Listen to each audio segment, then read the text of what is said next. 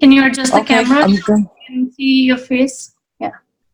Okay, I'm going to get started, and we're going to close our eyes and recite the Nokar mantra. Close our eyes. Namo Arihantanam, Namo Siddhanam, Namo Ayaryanam, Namo Uvajayanam, Namo Loye Savasahunam, Eso Panchanamokaro, Sava Pavapanasno, Manglanancha Savesim, Paramam Havai Mangalam, Namo Arihantanam, Namo Siddhanam, Namo Ayaryanam, Namo Uvajayanam, Namo Loye Savasahunam, Eso Panchanamokaro, Sava Pavapanasno, Manglanancha Savesim, Paramam Havai Mangalam, Namo Arihantanam, Namo Siddhanam, Namo Ayaryanam, Namo Vajayanam, Namo Loye Savasahunam, Eso Panchanamokaro, Sava Pavapanasno, Manglanancha Savesim, Paramam Havai Mangalam. Everyone. Each word. How is everyone doing? Bring a smile on your face.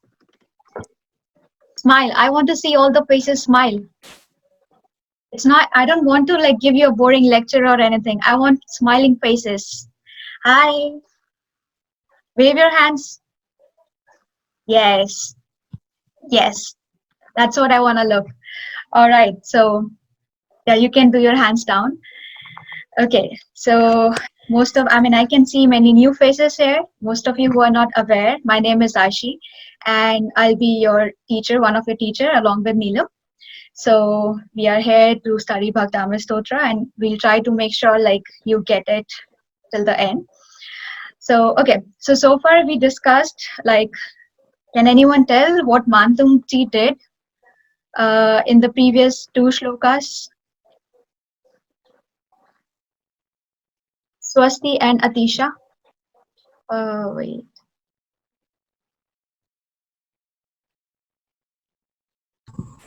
Okay.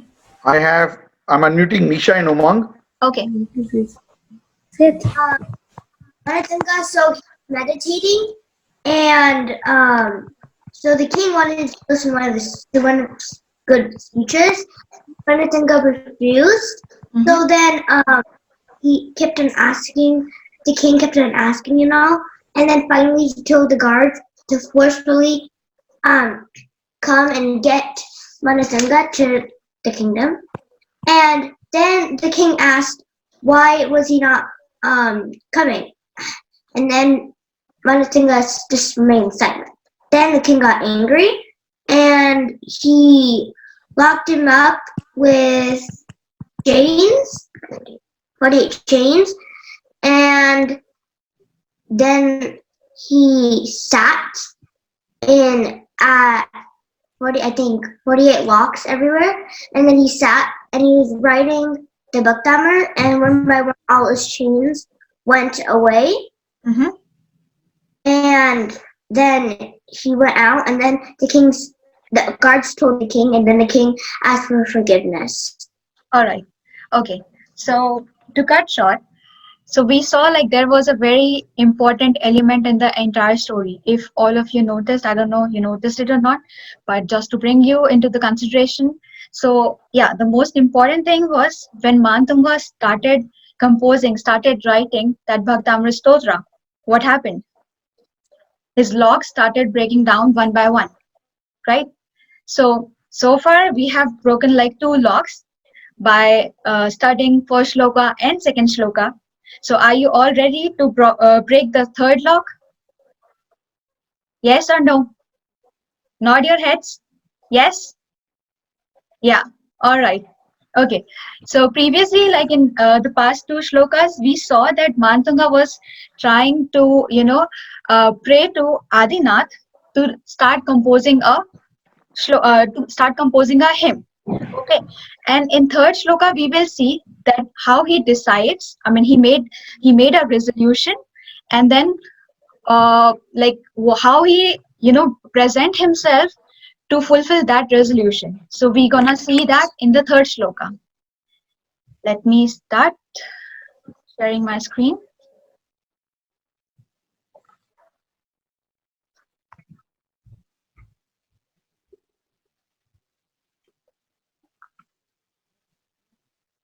Can everyone see my screen?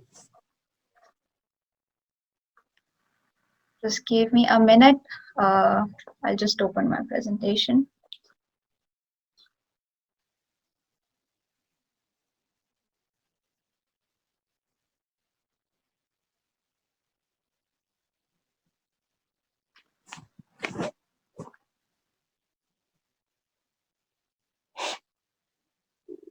Sorry for the delay.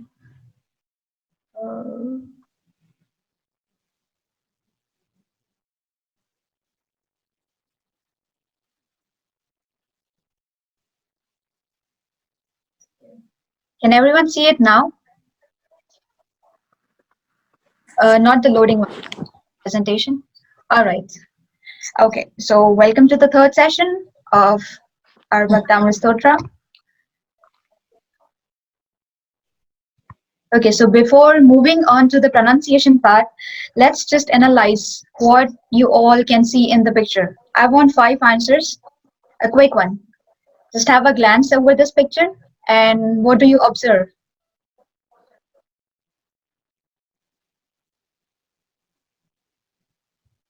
Anyone?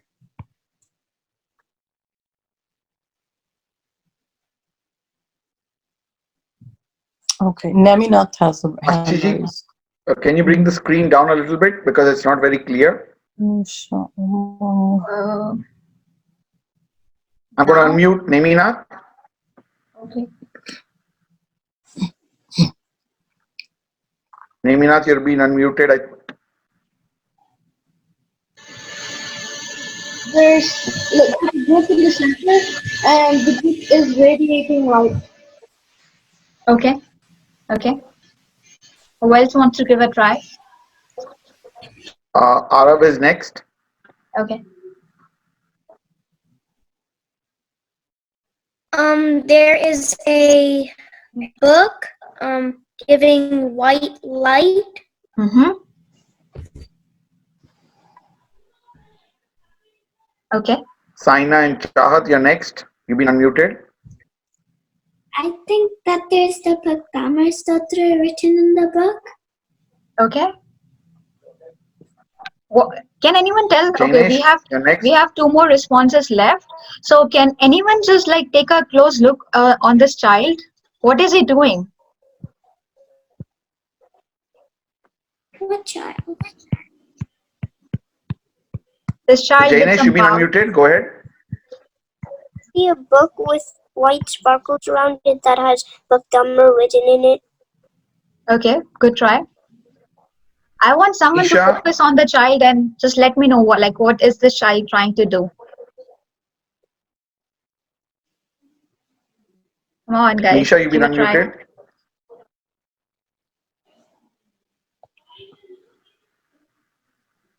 Okay, JS. Kushi, you've been unmuted. I can't clearly see the picture, but from what I can see, I only see a book radiating light. Okay, so you can't see this like the child sitting down. No, I can't see it. Yeah. It's not scrolled down. Okay, just a minute. Yeah. So just to make sure, like, wait, can you see it now? The picture only shows the book, and it says "Kids and Youth Bhaktamar Stotra Learning Oh, okay, Sessions." okay, okay. Just sorry. Wait. I am so sorry about that. Okay, can you see it now? Mm-hmm. Oh yes. Okay, so this is the actual picture, and yeah. I shouldn't touch it. Okay, so now. Now tell, what do you think like I this child see is doing? Rishabh Dev. Mm-hmm.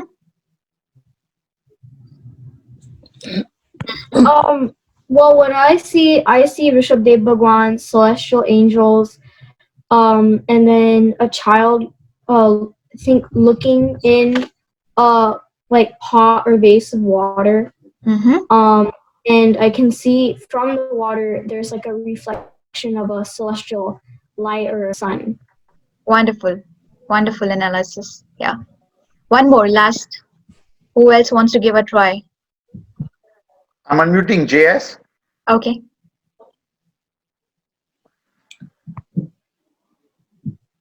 Okay.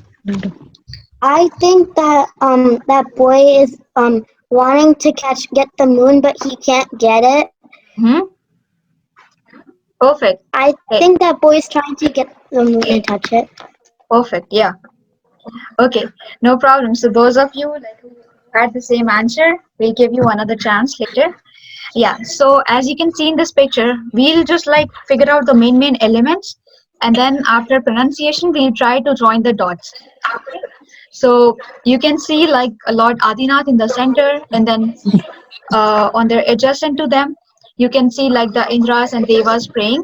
And then down, little bit downwards, you can see Manatunga Charya trying to write something. We do not know it. What is he writing? Okay. And then we can see just like adjacent to Manatunga Charya, there is moon. And downwards, we can see a child, and he's trying to do something in the vessel in pot. Seems like he's trying to catch moon or something, right? So, but why is he doing so? We have no idea so far. Okay. The main elements are clear to everyone.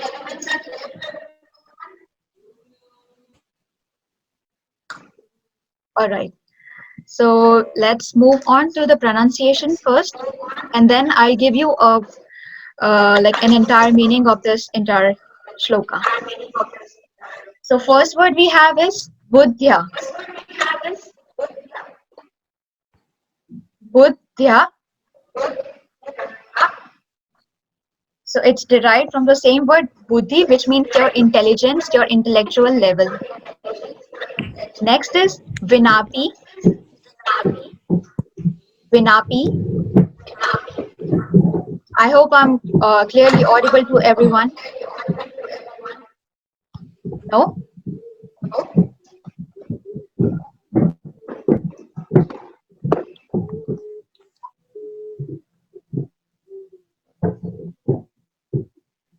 So first word is buddhya. Then we have vinapi. Vinapi means without. So it's without knowledge. Third word is, sorry, anyone has any doubt or something? No, okay. All right. So we have buddhya, vinapi.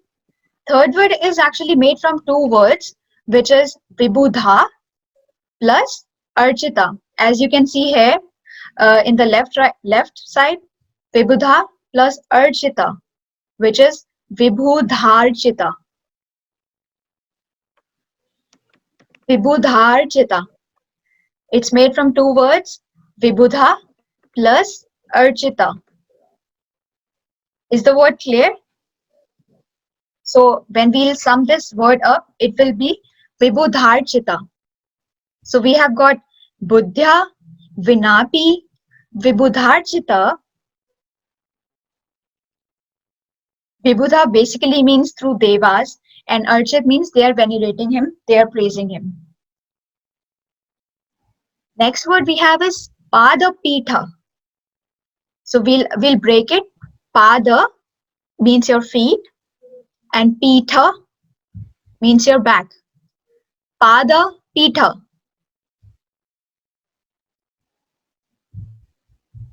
Fourth word is padapitha.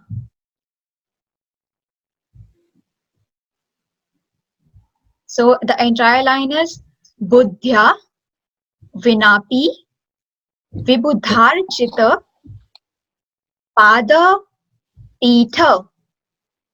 Is the first line clear to everyone, or am I going too fast?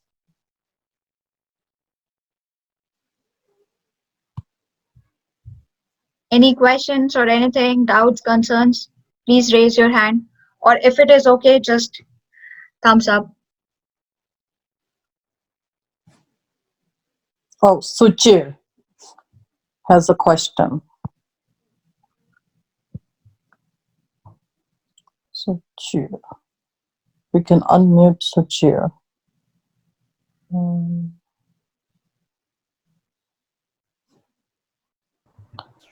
Okay, Suchir, go ahead.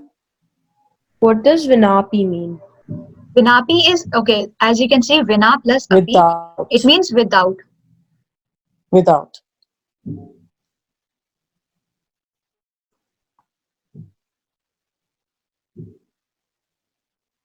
Is that clear? Any other doubts?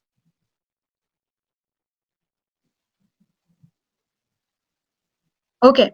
So first line, we are done with the first line. Buddhya means buddhi, Vinapi without. Then we have Vibudharchita. Oh, Jill. Oh, sorry. Jill has a question. He just raised his hand. Can we unmute Jill? Jill. I'm gonna say one thing in between. Let's just go over the whole thing one time, so that doesn't break the chain of Rashi. And then later on, we can have questions during the Q&A. Yeah, that's true. Okay. Yeah, sorry about that. We have Q&A. at the end.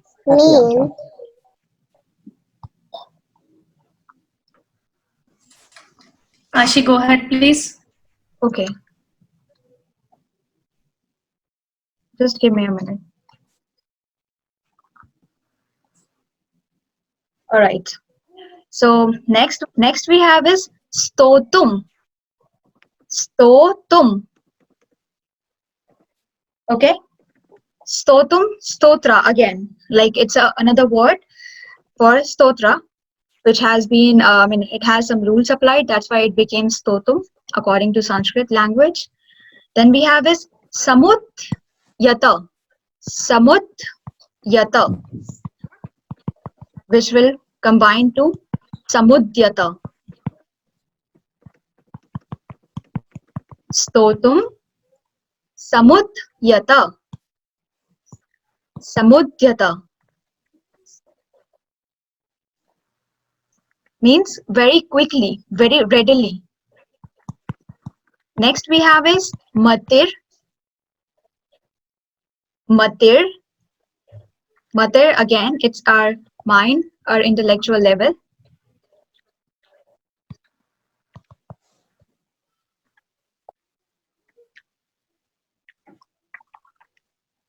Stotum, samudyata, mati.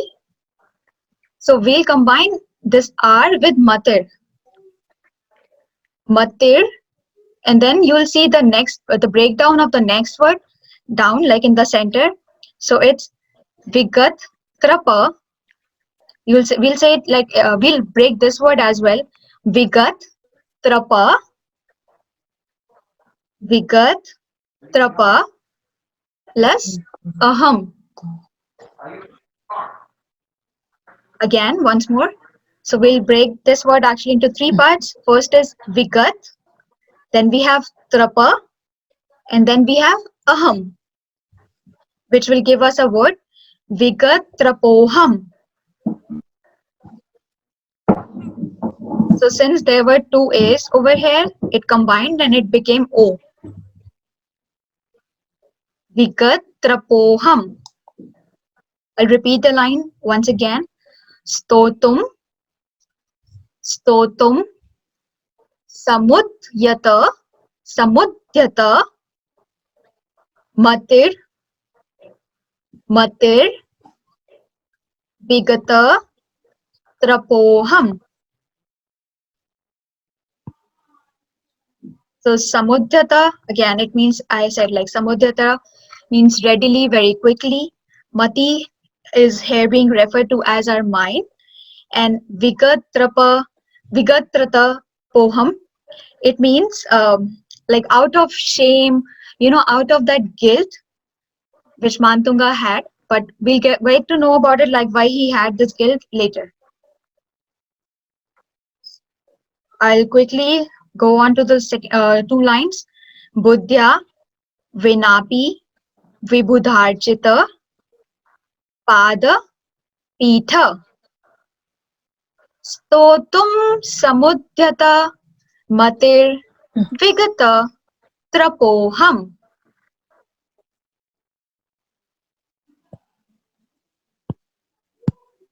Let's move on to the next line. Is my speed okay? Not too fast, not too slow? Okay. Okay.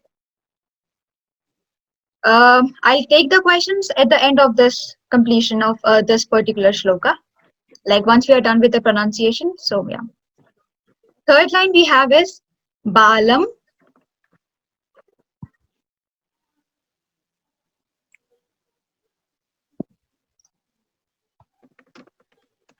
Okay, I'll go a little bit slow. I see some messages over here.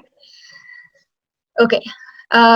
For those of you like who wants to know the separate meaning and everything, I mean, I'll tell the entire meaning all at once we're done with the pronunciation.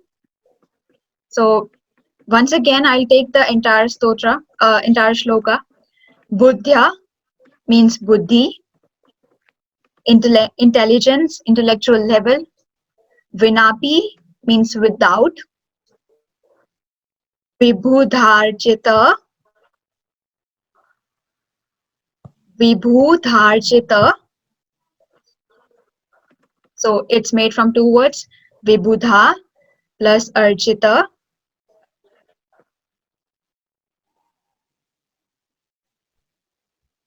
Padapitha Stotum Samudhyata.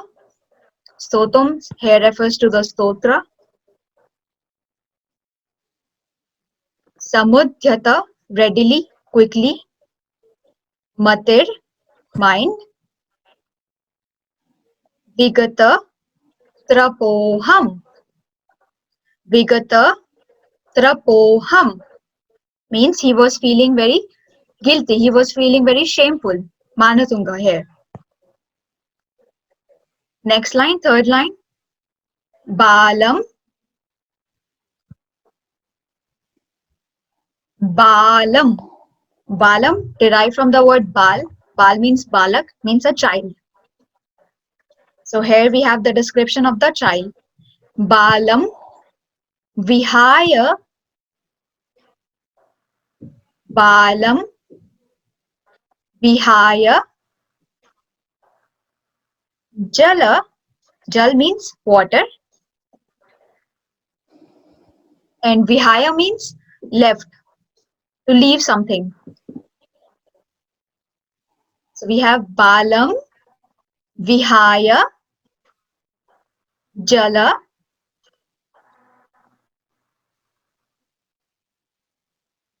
So the last word, it's breaking down into like three words. First is Sansthita. Sansthita, which means visible. You can see it from your eyes, like it's right there in front of you. Sansthita. Indu. So we'll not pronounce it as Mindu, it will be Indu, because Ma will go with the Sanskritam. Indu. Indu means moon.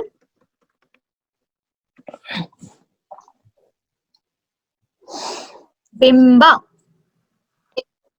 Bimba. Bimba means reflection.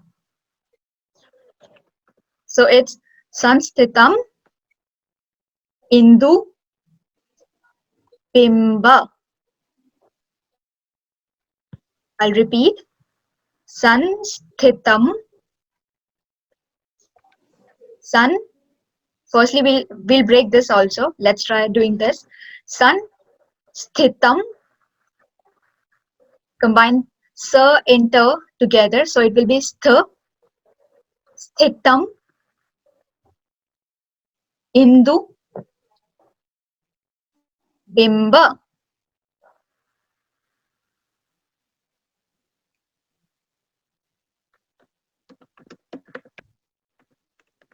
Balam, vihaya, jala, sansthitam, indu, bimba.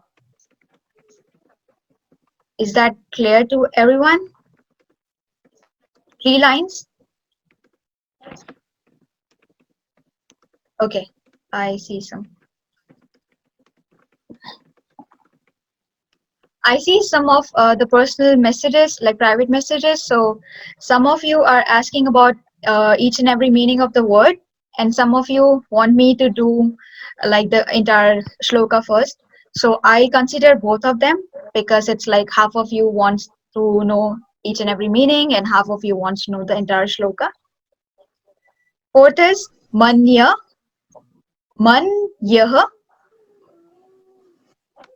man yah. So when you will pronounce it, it will be man yah, man yah, ka.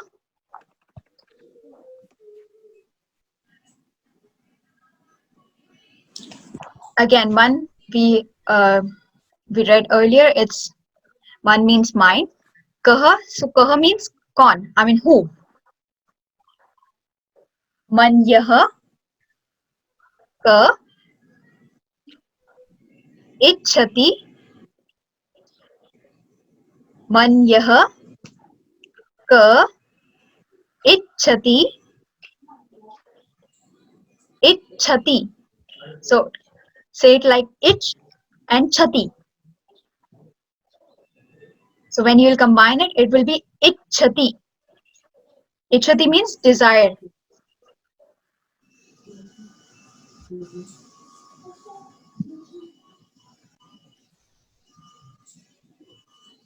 Man yah, ka, ichhati, jana, janah. Janah means people.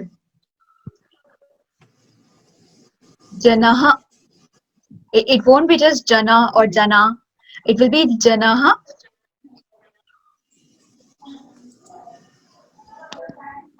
Sahasa. It will be long at the end. Sahasa. Priti is doing very good. I can see from here. So man yah, ka, ichhati, janah, sahasa, grahitum. Grahitum.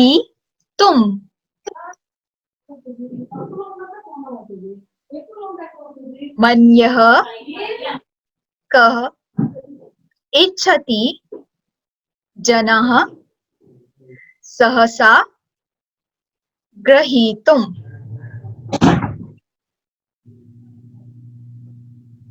I'll go over the entire shloka one time, and then I'll ask someone, I mean, if you want to give a try, or if you have any questions. So I'll take the questions once I just complete with it.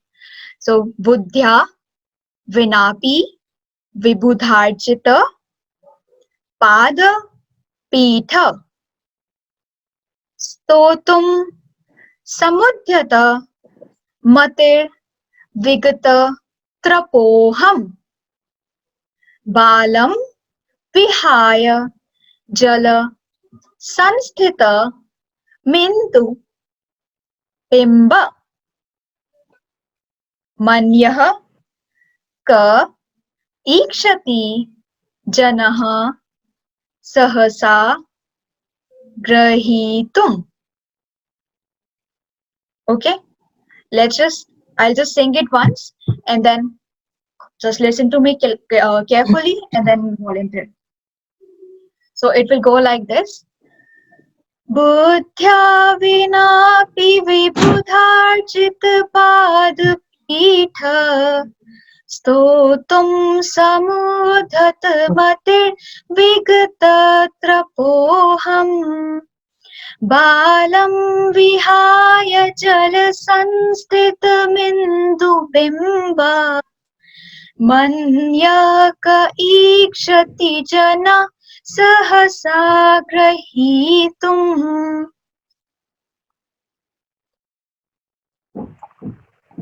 Questions?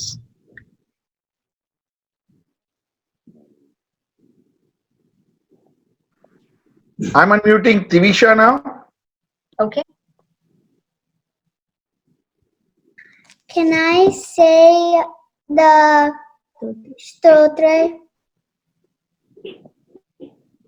Yeah, I mean, we'll come to this just like after taking the questions. I'll ask you to chant it once. In the meantime, anyone has questions? I'm going to unmute Tanisha. Okay. My question is what is the meaning of the last two words in the fourth line? You want Sahasa and Grahitum? Yeah. Okay, Yeah. so Sahasa means continuously. And Grahitum, it's derived from the word Graha, which means home.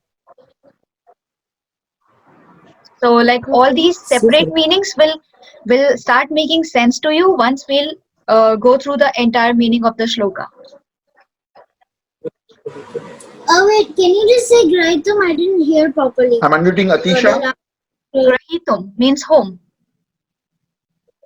Okay, thank you. In the third shloka, what is the intentions? Like to get rid of headaches or to get rid of fear, or what's the intentions? We'll come on the bhav after pronunciation. Right now we are just focusing on pronunciation. Let's keep the suspense, and then in the end you will get to know like what is the purpose, what is it used for. Okay. Okay. Yeah. Anyone else? Thank you. You're welcome. I'm unmuting Kashvi. Okay. So what does Pada Pita mean? It's actually like separately it means your feet and your back, but it's kind of like when you sit in a position of meditation. So that particular position, when your back and your feet are in that position, like in the sitting posture, so that is known as Padapita. Okay, and what does Sanstita Indu Bimba mean? I didn't Okay, get no the problem. separate meanings. So Sansita means visible, Indu Okay. means moon, and Bimba means reflection. Okay. Yeah. Anyone else? Miran Javeri, you're next. What is the overall meaning of this shloka? I'll come to this very soon. Okay, so now like before telling like the entire meaning, any one of you who got the shloka pronunciation and who wants to recite it first? I want 2 people to volunteer. I'm unmuting Saina and Chahat. Okay.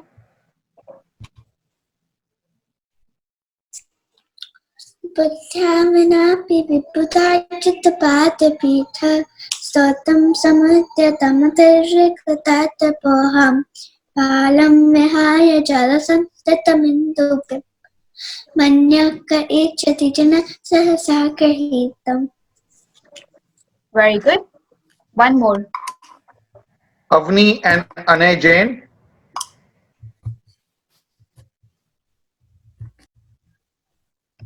You've been unmuted. Go ahead. Buddhya vinapi vibhudarchit padapita stotum samudyatamadi rivagatra poham Balam vihaya jalastan sanstitamindu bimba manyah ka echati jana sahasa gahitum. Very good. Excellent. Okay. So seems like some of you have got the meaning, got the pronunciation very rightly. Okay, let me explain you the meaning first, and then whosoever has any questions left, so we can do it in the Q&A session. Okay? Okay. So through this stotra, what Acharya Manatunga is trying to say, as we like just read, and we while going like through the previous shlokas, what we saw is that he was like deliberately trying to worship the feet of the jinas in the first shloka that we just like we read, and but somehow like he felt that he lacked some power. I mean, he lacked the necessary power of intellect to write that shloka. In the third shloka, he felt that he lacked that necessary power of intellect. So without that power, his resolution that he took, that he has to write that shloka, he has to write it. It won't be completed without it. Until and unless he has that determination, he has that power. Like we have different kinds of power. We have like power of wealth, power of name, fame. But if you do not have the right power of your knowledge, you won't be able to do anything. So similarly, being Mantung, like he was a very, very great scholar. He considers himself like that he do not have that required skills and knowledge to write the stotra for Lord Adinath. So he was in doubt while writing this particular shloka.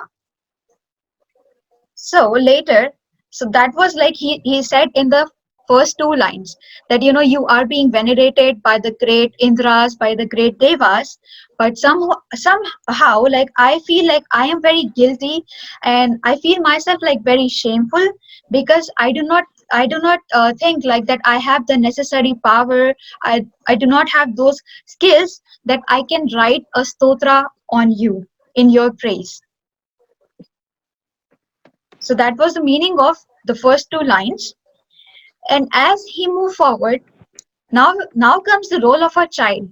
So what he do, that since I do not have that power, I compare myself with that child who is trying to catch moon in the water that he has like in front of the vessel. So the child is trying to catch the reflection of the moon, because why? Because he do not know that it's a moon, and it's so far away from me. He do not know all of this.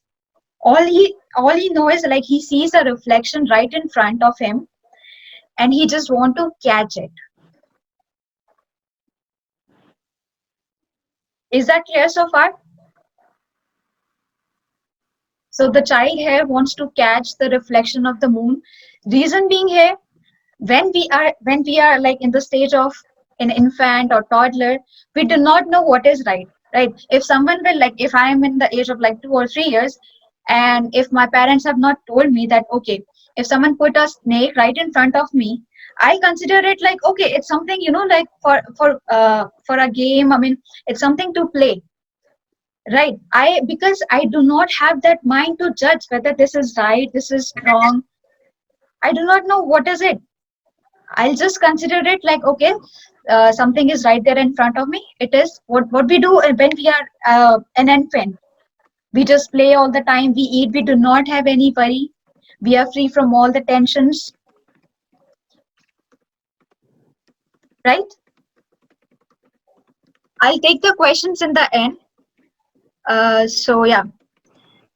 So here Manatunga is trying to compare himself with the child, considering that he do not have any wisdom, he do not know anything, he is not judgmental at all. What is he trying to do is, he's trying to surrender himself in front of Lord Adinath. Why? Because a child is a pure-hearted, and all he has is innocence, simplicity. So that's what Manatunga want. Because if he will consider himself, suppose you are a very intelligent student in your entire class, suppose you are the head boy or you are a monitor, or like you are the most intelligent person in the entire class, and teacher assign you some work. Okay, and you have some other group people, like you have other some members also in that particular group. So if you will start developing that feeling, okay, I know everything, what will happen? You will develop an ego inside you, and you won't be able to do that task very well. So just to avoid that thing, Manatunga consider himself as, he thinks that, okay, I am a fool over here. I do not know anything. All I know is that you are here to save me. That's why I surrender myself right in front of you. You are the one who has all the knowledge. You are the one who has all the powers. And I just want to surrender myself in front of you. The reason why this comparison is being made, because even in all the religions, be it Christianity or be it Jainism, be it Hinduism, everywhere it is being said like children are the most purest form of God. They are considered as second avatar of God, right? You all are one or the other way, you are a form of God. So that's why he considers himself as a child.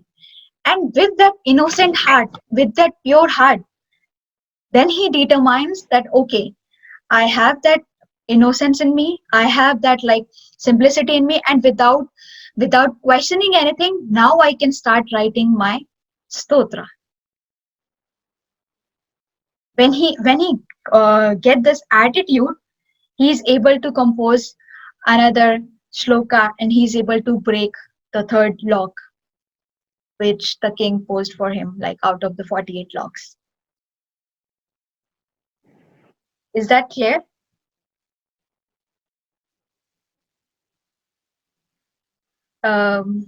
Just to sum up, okay, so that I took like in the form of, so just to sum up, so what is he trying to say is, oh Lord, your pious feet have those incredible power that can um, that can bring liberation to a person out of the three realms of life. And here I am, a fool, a person without any wisdom. I am no one in front of you. I am like that child who is trying to catch the reflection of moon, considering it as real. He has no questions. He do not know whether that moon is real or not. He can touch it or not. He has no questions about it. All he sees himself in front is a moon, and he tries to catch it. So I am like that child, and I want to devote myself. I want to surrender myself in front of you, such that I'll also be able to catch that moon in the form he wants to write a particular stotra in the praise of Lord Adinatha.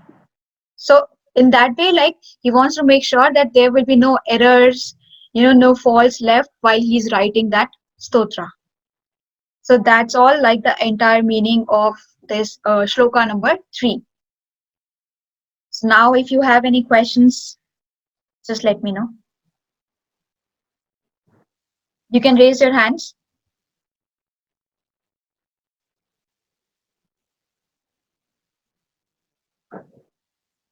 Arna. I just unmuted Kashvi Shah. Okay. Kashvi, go ahead, ask your question.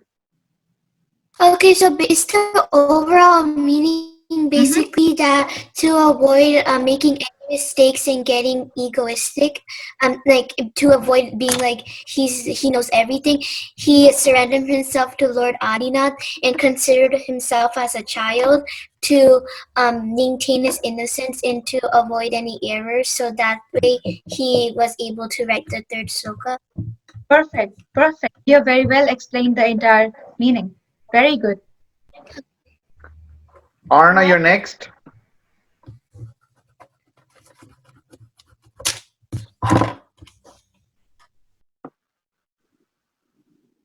Arna, go ahead. My question is, can you say the whole shloka's meaning, like by the words? Okay. Who else wants to have in this word by word meaning?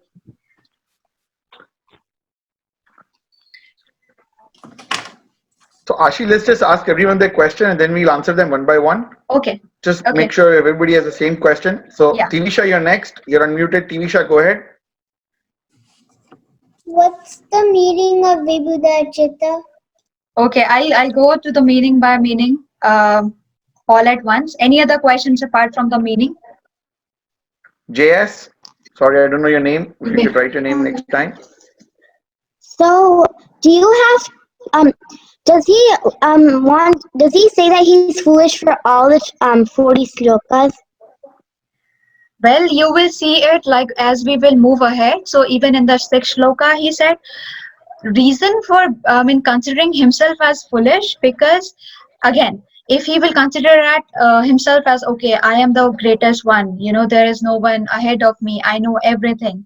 So that ego feeling, that egoistic feeling, it will not have lead him to write this wonderful, this miraculous stotra. Only so if you will start some work, if you will keep your ego, your previous instances, circumstances, or previous experience inside and do that fresh start, then only you will be able to produce something good, something amazing.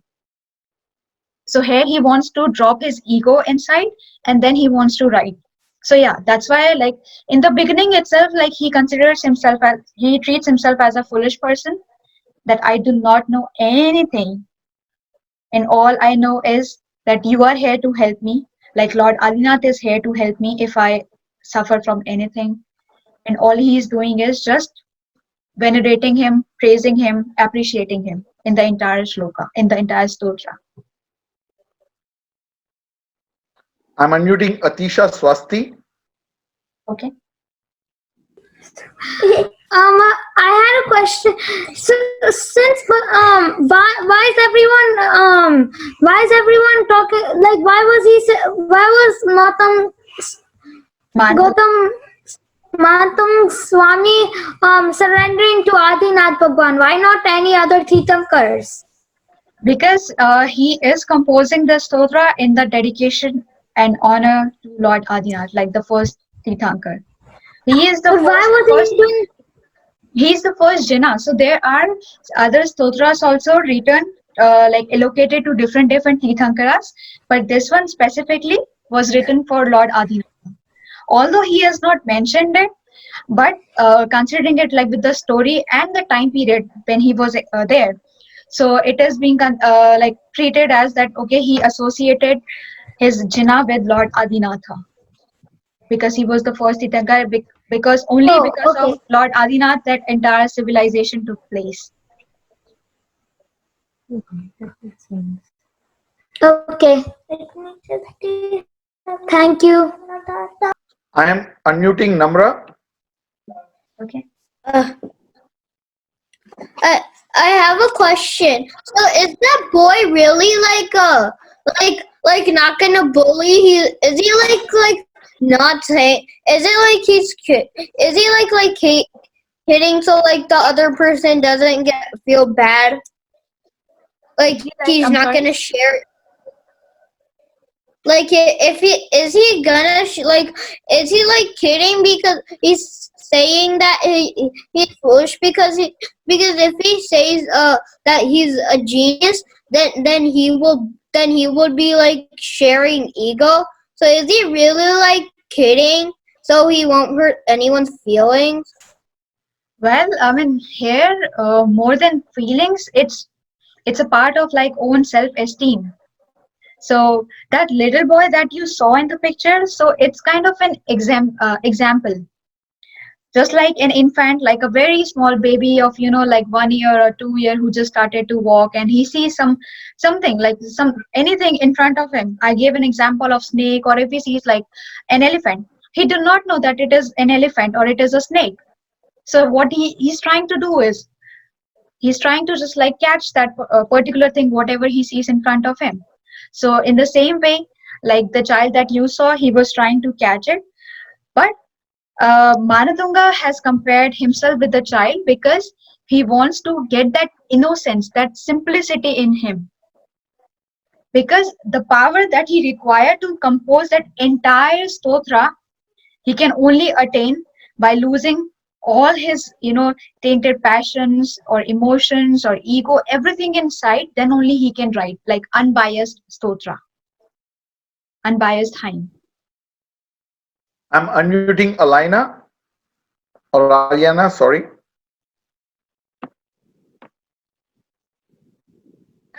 Can we all recite the stotra now? I am sorry, can you repeat your question?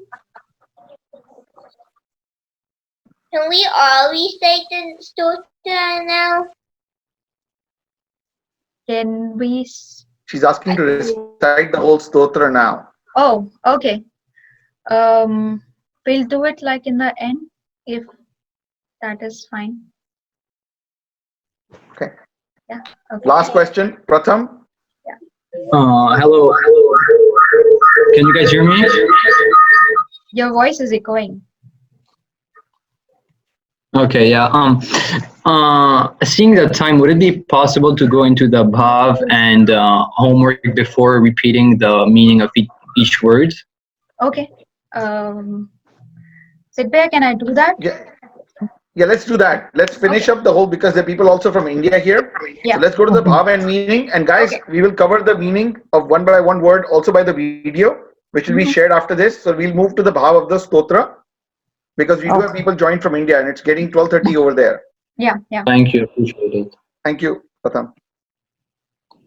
Okay. So Stotra 3 basically is used to improve the eyesight. But like piggyback on the story that that you guys just heard, it also like it purifies you. So in the purity, it simplifies who you are as a person. It gives you clarity of eyesight. It makes you see good in people. And not only that, but it actually improves your eyesight.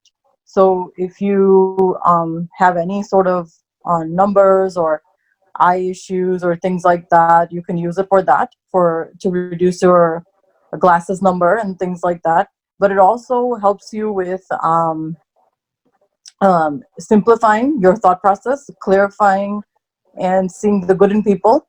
And if you have any sort of enemies or anything like that, it will help you subdue all of that so that everyone can be friends with you. So you don't have, any animosity and any sort of negativity with other people. So it will help you with that, with the thought process, with the clarity of vision, and it will also improve your eyesight. So for those people who have glasses and contacts, that wear contacts and glasses, it'll help you improve the number by chanting the shloka number 3. So that in a nutshell is the bhav. Now, does anyone have any, apart from the word for word meaning, does anyone have any doubts or anything at the end that they want to share? So I'm unmuting Jainesh Shah. Why are Okay. there Janie? dashes on letters? Why are there questions on the letters? Why are there dots and dashes on the letters? Oh, it's like if you learn English language, in the English language when you put the dots and letters, like it helps you in pronunciation. So basically in Sanskrit, it's the same way, like by putting the dots and different things, it puts an emphasis on that letter. So dot is more silent, and like a line is more like a long vowel. So if there's like a line above the A in the English language, you say A, right? But if it's like curved, then you say ah. Instead of A, you say ah. So that's the same way with the Sanskrit language. When they break it up like that, it helps you in how to pronounce and how much emphasis to put on the word. And sometimes when there's a hyphen, that means that either you attach the word or you separate the two words. Even if they seem like one word, or two different words, sometimes the end of the word, you have to attach it to the beginning of the of the next word. Like you saw in the Vibhudarjita, you were attaching the R with the beginning of the first word. So what we Okay, have next is, we question. have basically like the diacritics in Sanskrit, and those diacritics that you saw, like a hyphen or some long vowel over a or something. So those diacritics are only there in Sanskrit. So they shift like from English, the meaning of the word from English to Sanskrit, or it basically like separates Hindi and Sanskrit, or Prakrit and Sanskrit. So it's kind of like diacritics serve as distinction basically. And when you say like, okay, so you join one word into another, just like Neelam gave an example. So that matir, we just saw it, right? So it was because there was some sandhi rule or some absolutives or some gerund. These are like the rules of Sanskrit. So that was involved into it. And just to make that distinction, we have these hyphens in between the words. I hope it's clear now. There's a question And from just to clarify, Go ahead. just one more thing about that. When you read the book, like the actual Bhaktamar book, you won't see any of this. This is just for teaching purposes that that they have done it this way. But when you actually read like a book, it will just be like normal, and it won't separate, or it won't show you where to put the emphasis or where to attach the words. There's a question from Yanaya. I just wanted to ask, why is it targeted specifically towards eyesight? I know that each stotra has a different meaning and a different target, but why is this one targeted specifically at eyesight? Like, why eyesight? So there are basically two reasons. Yeah, I guess. Okay, go ahead. You wanna go? Well, if you just look at the meaning of like how he is saying that, give like when I'm writing this, give me the clarity of the mind and give me the purity of the soul, so that I could see clearly, and so that I can write this with a pure heart. So that in itself is saying what it means, like that it's there to improve your eyesight, and then when you recite it, obviously you are going to have a more pure and a clear eyesight. But that's what, that is my first meaning, and then Ashi can tell you the second. Yeah, so basically like eyesight here refers to samyak gyan and darshan over here, like seeing the things in the actual way as they are, without having any arrow of doubt, any arrow of ignorance, or any fear of like having any kind of misconception towards that thing which is right there in front of you. So it's like perceiving the object in the same way as you are watching it right in front of you. So the concept of samyak darshan is referred at here. That's why like eyesight, if we have a clear mind without any doubt, so we will be able to see with our two eyes like a better world to live. So that is the reason like the eyesight has been focused over here. And the other reason is like there was some research conducted. So this particular stotra was given to many people who had eye problems, who had like spectacles and high power numbers. So it worked well for them. The stotra, and there is one more shloka along with it. So both of them combined together, they worked well for the eyesight issues and problems. So that is why like the previous bhattaraks and previous like sages that we have, so they associate this stotra with the improvement shloka with the improvement of eyesight. So it's not only like physically, it's also metaphorically. It's both, right? Yeah. Because it helps you see, like, it helps you see the divinity in other people. Yeah. It helps you see the divinity in other people. And there's another shloka, number 5, with the 3, that also helps you with that. And like they said, that there's a lot of case studies that have been done that have shown testimonials and improvements. We'll take one more question, and then there is the homework. So I'll just assign that. So Khushi, you're unmuted. Go ahead.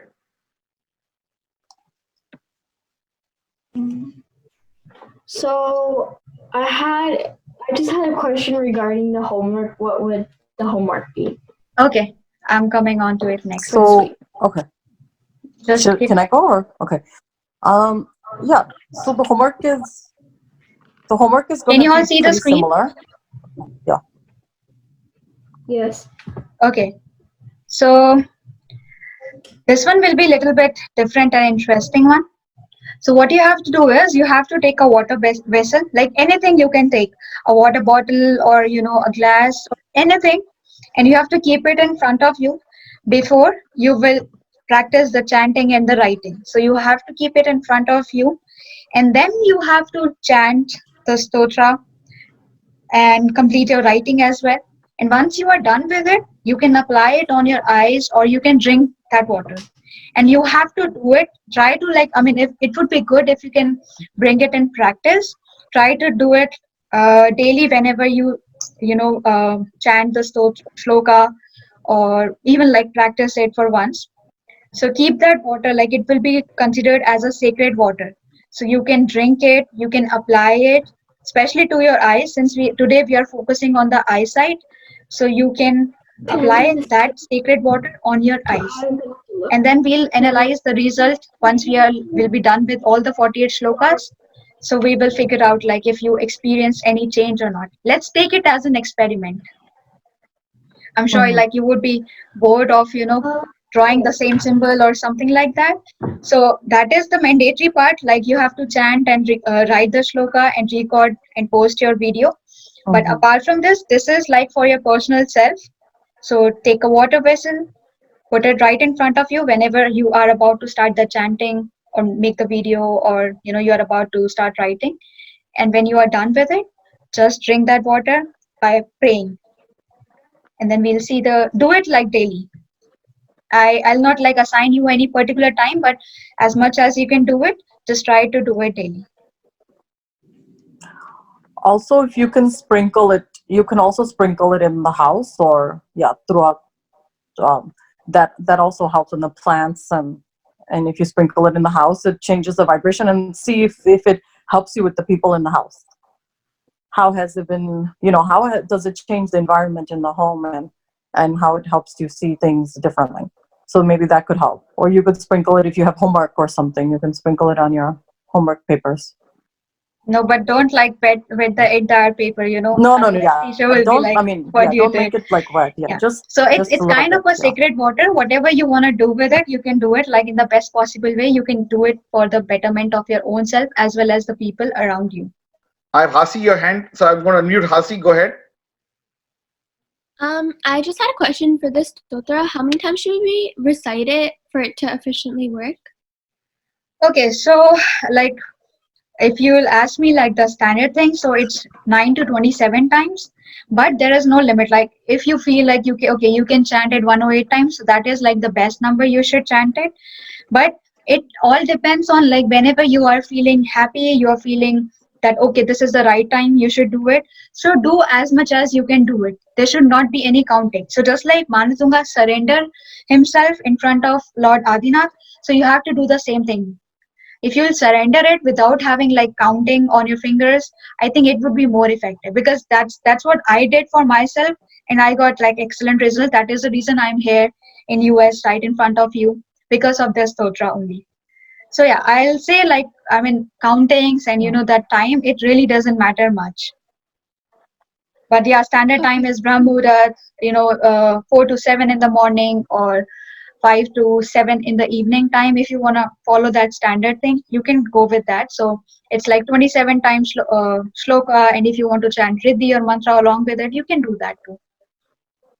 But make sure whatever you are doing it, so you should be having your full faith over it, and your intentions should be very clear, crystal clear, that what you want by doing that particular chanting of shloka.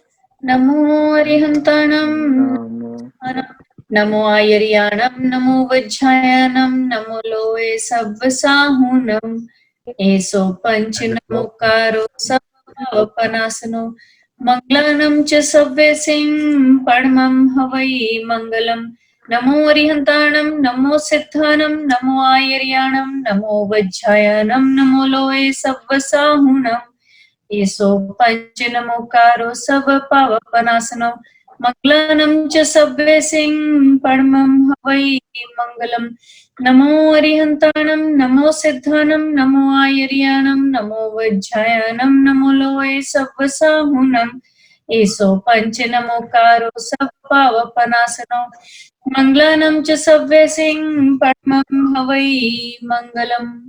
बोलो आदिश्वर भगवान जी की जय। जय। मांडू महाराज की जय। जय।